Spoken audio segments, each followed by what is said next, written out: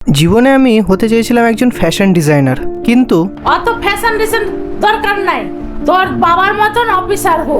তাই আজ নিজের প্যাশন ফলো করতে না পারায় বেকারত্বের আমিও শিকার হলাম। ভাই সবাই শুধু একটাই কথা বলে যাচ্ছে, ইংলিশে মেটেরিয়াল আছে, হিন্দিতে মেটেরিয়াল। আরে ভাই হোয়াট অ্যাবাউট বেঙ্গলি? এটা যে শিডিউল, এইটা যে ল্যাঙ্গুয়েজটা দেওয়া আছে বেঙ্গলি, তাও বেঙ্গলিতে কোনো মেটেরিয়াল নেই। আমরা যে এসএসসি তারপর রেলওয়ে এগুলোর জন্য যে পড়ছি, আর আমাকে ইংলিশ পড়তে হচ্ছে, হিন্দি পড়তে হচ্ছে, বাংলা কোথায়? ভগবান, আমি কি একটা জব ডিজার্ভ করি না? ये देखो बांग्लादेशी आ गया। बांग्लादेशी किसको बोला रे? हम बांग्लादेशी है, हम इंडियन है। तुम जितना इंडियन हो हम भी उतना इंडियन। क्यों हम बांग्ला बोलते हो तो तुम हमको बांग्लादेशी बोलते हो? আমরা কি শুধু বাংলায় কথা বলি বলে ওরা এত সহজে আমাদের বলে দেয় বাংলাদেশি? আমরা কি ভারতীয় না? পশ্চিমবঙ্গের বাঙালিরা কি ভারতীয় না? হ্যালো দেখ সাগর, আমাদের সম্পর্কটা আর এগিয়ে নিয়ে যাওয়া পসিবল হচ্ছে না। আমার বাড়ি থেকে ভীষণ প্রেশার দিচ্ছে, আর তুইও কোনো জব পাচ্ছিস না, তাই জন্য আমি বাড়িতে বলতে পারছি না। তো আমার মতে এখন আমাদের রিলেশনশিপটা এখানে করে দেওয়া উচিত। আমি তো চেষ্টা করছি না। আরে যাই রিয়া, আর তো আমি কি করবো? আমি এটাতে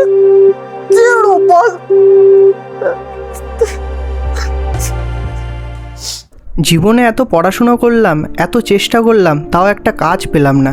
সব শেষে শুধু এটাই বলবো যে মা, আমি তোমার কিন্তু ভালো ছেলে হয়ে উঠতে পারলাম না। বাবা, আমি তোমার গর্বের কারণ হয়ে উঠতে পারলাম না।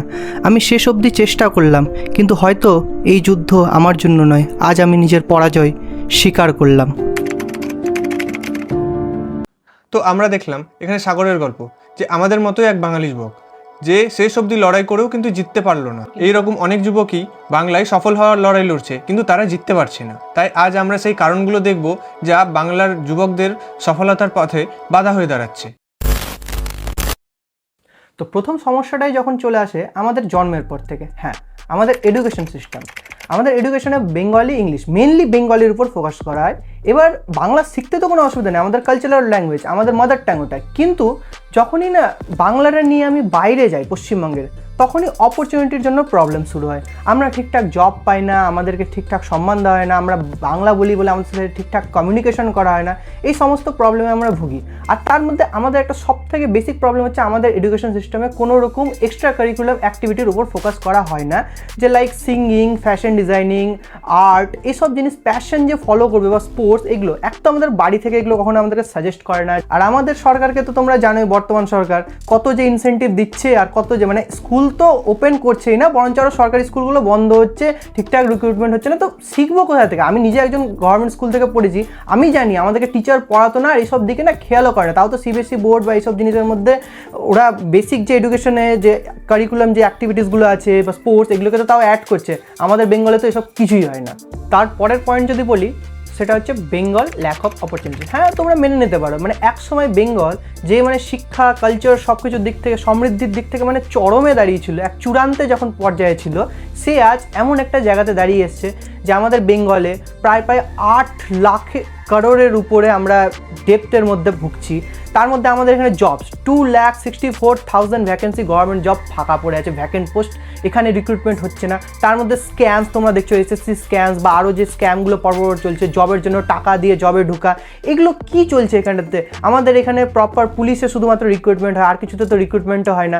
এসএসসি একটা পরীক্ষা নিল, গ্রুপ সি, গ্রুপ ডি, তার মধ্যে অত্যাধিক মাত্রায় চুরি হলো। এই চুরিগুলোর ফলাফল, ক্লার্কের যে এক্সাম হলো, ক্লার্কের এক্সাম 2 বছর হয়ে গেলে এখন পর্যন্ত রেজাল্টের কোনো কথা নাই। মানে তোমরা দেখতে পাচ্ছ তো কী লেভেলের আমাদের এখানে স্ক্যামটা হচ্ছে। তার মধ্যে আইটি কোম্পানিগুলো, এখানে সিঙ্গুর থেকে যে ঘটনা শুরু হয়েছিল, প্রায় 6,000-এর উপর কোম্পানি এখানে ছেড়ে চলে গেল। আমাদের পুরনো কোম্পানিগুলো যদি বলি, যেখানটাতে পাট বলো, চা বলো, এই সমস্ত শিল্প প্রায় আজ লুপ্ত হয়ে দাঁড়িয়েছে। আমাদের এখানে যে পরিযায়ী শ্রমিকরা আছে, তারা বাইরে যাচ্ছে, তো বাইরে থেকে কাজ করে তাদেরকে আর্ন করতে হচ্ছে, এখানটাতে তাদের কোনো অপরচুনিটি নাই। মনরেগা স্কিমের জন্য যে টাকাটা পাওয়া যায়, এখানে ওটা বন্ধ হয়ে গেছে, কারণ কি আমাদের এখানে এত বেশি চুরি হচ্ছে। ইভেন প্রশাসন নিজে ওই টাকাগুলো সম্পূর্ণরূপে লোকের কাছে পৌঁছাতে দিচ্ছে না। এইসব কারণে বাংলার যুবক করবে তো করবে কি? ওই জন্য তারা কাজের খোঁজে আজ হয় সেন্টার জবের প্রতি যাচ্ছে, নয়তো বাইরে আইটি কোম্পানিগুলোতে চলে যাচ্ছে। ওই জন্য বেঙ্গলের ডেভেলপমেন্ট তো কোনো রূপে হচ্ছেই না, বরঞ্চ আরও যে অপরচুনিটিসগুলো হতো, যদি এখানে কোনো স্টার্ট আপ হতো বা আর কিছু, সেই সুযোগগুলো আমরা পর্যন্ত পাচ্ছি না। তার উপর এখানটাতে সিন্ডিকেট রাজ, কাটমানি, এসব জিনিসে তো ভুগছে। মানে না ব্যবসা, না তোমার কোনো রকম জব, না তোমার সেলফ এমপ্লয়মেন্ট, কোনো কিছু তুমি এখানে ইন্ডিপেন্ডেন্টলি করতে পারবে না। এই হচ্ছে আমাদের বেঙ্গল। পরবর্তী পয়েন্ট হচ্ছে মাইন্ডসেট। বাংলার যুবকরা রিস্ক নিতে ভয় পায়, তারা সবসময় স্টেবিলিটি খোঁজে। হয়তো তাদের ক্যাপাসিটি বড় বিজনেসম্যান হওয়ার, কিন্তু তারা খুব সামান্য একটা স্যালারিতেই সেটেল হয়ে যায় তাদের লাইফে। তারা তাদের প্যাশন না ফলো করে ফ্যামিলি প্রেসারে এসে এবং লাভ লাইফের প্রেসারে এসে যা মিনিমাম স্যালারির একটা জব পাচ্ছে সেটাতেই সেটেল হয়ে যাচ্ছে। তারপর যেটা আছে সেটা হচ্ছে জেনজি কালচার। এবার জেনজি কালচার এটা কি এমন জিনিস, আমরা তো সবাই জেনজি, হ্যাঁ মানছি, কিন্তু জেনজি মানে আমরা লাইফটাকে না ইনফ্লুয়েন্সারকে দেখে ইনফ্লুয়েন্সড হতে শুরু করে দিই। মানে ওরা যেভাবে দেখায় আমাদেরকে ওদের লাইফ, ও গড মানে গড ব্লেসিংস আছে ওদের লাইফে, ওরা সব কিছু পেয়ে যাচ্ছে। লাইক হাতে আইফোন নিয়ে ঘোরা, ম্যাকবুক রাখা, বুলেট নিয়ে ঘোরা। আরে ভাই ওরা ওটা দেখানোর জন্য, প্রমোশন করার জন্য ওরা টাকা পায়, কিন্তু আমরা ওদেরকে দেখে ইনফ্লুয়েন্সড হয়ে যায়। আমরা ভাবি ও আমাদের কাছে তো একটা বাইক থাকা দরকার, ও আমাদের কাছে তো একটা আইফোন থাকা দরকার। এই কারণে আমরা ইএমআই, ফ্যামিলির উপর প্রেশার দেওয়া, এগুলো জিনিস শুরু করছি। Even reels culture, shorts culture, এগুলো আমাদের ঘন্টার পর ঘন্টা সময় খেয়ে নিচ্ছে। এই জেনজি কালচারে আমাদের অ্যালকোহলের মধ্যে ভোগা, বিভিন্ন রকম স্মোকিং, ইভেনচুয়ালি ড্রাগস, এই সমস্ত জিনিসের মধ্যে গিয়ে আমরা তো আরও নিজেদের লাইফকে নষ্ট করছি। মানে বাইরে থেকে তো নষ্ট হচ্ছে, ইন্টারনালিও আমরা নষ্ট করে দিচ্ছি। তার উপর এইসবের জন্য আননেসেসারি নার্সিজম, ইভেন সেলফ অবসেশন, এগুলো বেড়ে যাচ্ছে। মানুষের সাথে মানুষের সম্পর্ক খারাপ হচ্ছে, ঝামেলা বাড়ছে। ইভেনচুয়ালি তোমরা যা তোমাদের লাভ লাইফ দেখো, তোমরা যাকে হয়তো নিজের লাইফে পার্টনার করতে, সে আজ তোমাদের বডি কাউন্টে এসে দাঁড়িয়েছে। তো ফাইনাল পয়েন্ট, রেস্ট্রিকশন। আমাদের সব থেকে বড় রেস্ট্রিকশন হয়ে দাঁড়ায় আমাদের ভাষা। আমরা যখন বাইরে গিয়ে বাংলা বলি, আমরা কোনো রকম অপরচুনিটি তো পাই না, বরঞ্চ আমাদেরকে বলা হয় আমরা কি বাংলাদেশি? আচ্ছা তোমরাই বলো, আমরা যদি বাংলা বলি তাহলে কি আমরা বাংলাদেশি?